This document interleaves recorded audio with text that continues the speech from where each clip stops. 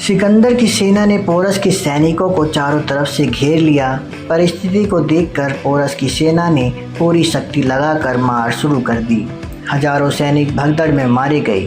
परिस्थिति देखकर पोरस ने अपनी सेना को एक बार फिर संभाला और जोर के साथ यूनानी सेना का मुकाबला किया। इस समय पोरस के सैनिक कम संख्या में रह गए थे। शत्रु सेना का जोर अब भी लगातार बढ़ रहा था। फिर भी पोरस ने एक बार भयानक युद्ध किया। उस युद्ध में यूनानी सेना बहुत मारे गई। अब पोरस की सेना और कम हो गई। जो बच गए थे वे भी युद्ध छोड़ भागने लगे। इस भगदड़ से सिकंदर की सेना ने आगे बढ़कर पोरस की सेना को कैद कर लिया। युद्ध में सिकंदर की जीत हुई। युद्ध करते करते पोरस थक गया था। उसके शरीर में बाणों के बहुत जख्म थे। उनमें 9 जख्म गहरे थे जिनसे अब भी खून बह रहा था। युद्ध के अंतिम समय जब पोरस सेना तितर बितर होकर लड़ाई के मैदान से भागी, उस समय पोरस का हाथी अपने गहरे जख्मों के कारण घायल होकर जमीन पर गिर गया।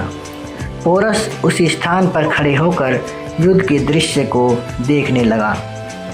उसने भागने की कोशिश नहीं की।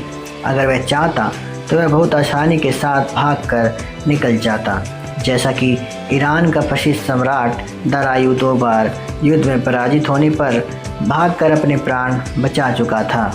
लेकिन पोरस ने ऐसा नहीं किया। ऐसा करना वह एक वीर आत्मा के लिए अपमान समझता था। युद्ध के समाप्त होने के बाद सिकंदर के भेजे हुए सैनिक ने पोरस को जाकर घेर लिया और वे सैनिक अपने साथ पोरस को अपनी सेना में ले गए।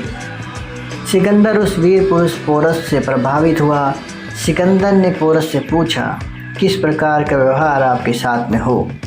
पोरस ने स्वाभिमान के साथ उत्तर दिया, एक राजा की हैसियत में। सिकंदर इस बात को सुनकर प्रसन्न हुआ।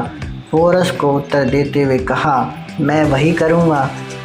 इसके बाद तुरंत सिकंदर ने पोरस के साथ स्नेहपूर्ण व्यवहार किया और जितना राज्य पोरस का था, न केवल पोरस उसका अधिकारी रहा, बल्कि सिंध और झेलम के बीच जीते हुए कई एक राज्य को पोरस के अधिकार में देकर सिकंदर ने उसको अपना विश्वास मित्र बनाया।